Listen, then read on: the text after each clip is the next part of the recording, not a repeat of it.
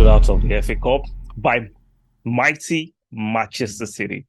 I had my chest up before the match in the previous show where I was like, if we go with our strong team, we should be able to actually dispatch of Manchester City easily, in my opinion. But Arteta, in his own wisdom, decided to do a bit of rotation. Rob Holding came in for Saliba, Turner came in for Ramsdale, Tierney came in for Zinchenko, uh, Trossard came in for Martinelli. Those were the major rotations in the team. Now, the first half was even. Arsenal, in my opinion, had the best of chances, but Manchester City were in the game. Second half, Partey was substituted. He didn't come out, and we are hearing that he was taken out because of precautionary reasons because he had some pain close to his ribs. So Arteta didn't want to risk him. You know, when Partey is not in the team doesn't function the same way. For some reason, when Partey is taken out of that team, like I said, I've always maintained that stance that Partey is the most important player in that team. Let's not forget. Saka is not the best of game for some reason. I can't blame it to tiredness because we played on Sunday, we played on Friday. I think they had a rest on Monday. They resumed training on Tuesday. I don't know why Saka was very, very average today. I'm not going to. Now, it will be unfair not to give Ake a bit of praise for marking Saka, but I think even though Ake was fantastic in his defensive duties towards Saka, I still think Saka was off color today. He was not his best. I don't know why, and was taken off the second half by Mikel Arteta. Sambi, Sambi is training on Twitter. A lot of people are throwing a lot of abuse towards Sambi, casting aspersions on him. Uh, a lot of vitriol on Sambi. I don't think fans should be doing that. I don't think you should go to his page to insult him. I don't think you should be sending him disrespectful DMs. You don't have to vent your frustrations and anger towards him. I think it's clear to all our sundry that Sambi does not have any future at Arsenal. I said it the last time he played. He is not Arsenal quality.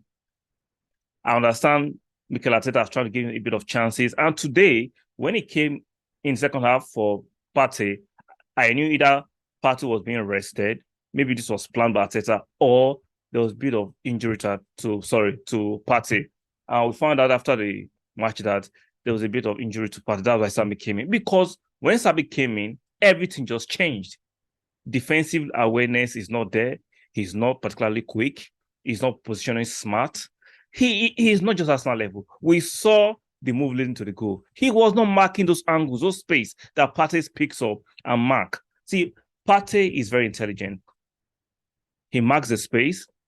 He knows where to move out the space. He has those breaking the line passes. His personal awareness is fantastic. He knows when to activate his urgency. For me, Sambi is not urgent. He's not particularly quick. He's not aware of the ball. He doesn't press like the rest of the team. He is not just interested. Just see, his body language seems as if he's not interested. There was a part of the game that Odegaard had to yell at Sambi. And we saw the pictures. Maybe some of you didn't see the pictures. Go on Twitter and see the pictures. Him walking out immediately after the whistle, with his head down to the tunnel. Well, the rest of the team were trying to still, go to the fans and lay their commiserations to the fans. Sambi knew his performance was bad, and he knows that a lot of the fans will give him a lot of stick tonight. I do not support you abusing him. I do not support you going to his DMs and insulting him. But I understand the frustration of the fans. But we need to be cautious. We need to be respectful of others. We might not agree with him. We might not like his performances, but we do not have to channel our anger towards him like that way. I get it. It's your right to be angry, but there are better ways to channel your anger. Like I'm saying, he's not just good enough. Sambi is not Arsenal standard. That is why we see Arsenal this morning pushed a bit towards Brighton for Moses Caicedo. And after the match, all over the internet, we can see Moses Caicedo is trying to push a move out of Brighton. We don't know whether he wants to come to Arsenal or Chelsea, even though there's a pinned picture on his Instagram account where the picture was taken at the Emirates. We know Arsenal are in for him. Chelsea made a verbal bid, which Brighton pushed back. Arsenal made an official bid, which Brighton pushed back. Let's see how this unravels in the next few days. Sticking to the match, fantastic win. Congratulations to Man City for progressing in the FA Cup. If I'm to assess the match generally, we can tell that there's not much gap between Arsenal and Manchester City, even though we made a few changes. Holland, once you mark out Kevin De Bruyne, he looks very, very useless. He looks very useless. Like I said, he's a world-class scorer. He's not a world-class player, in my opinion. His all-round plays, bang average, his scoring ability is supreme. And we saw it today. This is like a dress rehearsal for the Premier League matches between these two in the next few weeks, right? But we can see that if we play our full-strength team, including Partey, I think we should be able to win convincing against Man City, both home and away. They don't look threatening. They've lost that mojo. They've lost that arrogance, that swagger that Manchester City had for the past few years, which most teams were afraid of. They don't have that fear factor more. That swagger about Manchester City, that fear factor, passing, that incisive beating, is not more there.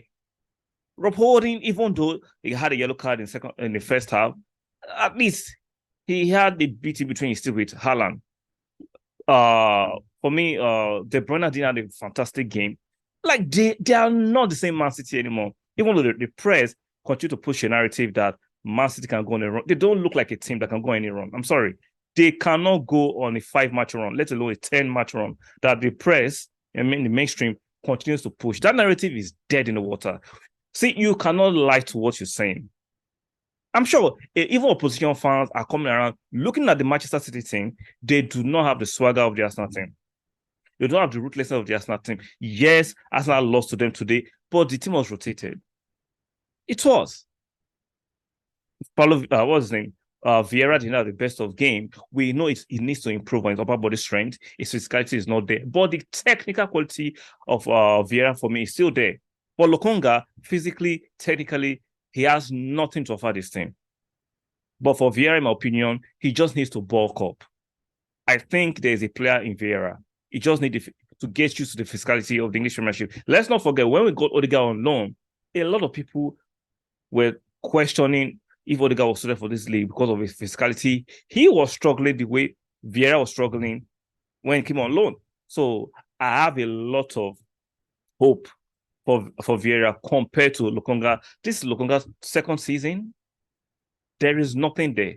Technically, there's nothing there. Physically, there's nothing there. Progressively, there's nothing there. There is nothing Lokonga adds to us as a midfielder, aside from occupying space and taking up a shirt number. There is nothing. So, commiserations to Arsenal fans and congratulations to Man City for progressing in the round. Is it round 16 of the FA Cup? Shout out to them. Like I said, most teams after watching this game will not be terrified by Man City. They don't have the swagger, they don't have the suave, they don't have the arrogance of which they had when they were winning 5-0 or blowing teams away. They don't have it. So that is my match reaction towards the match.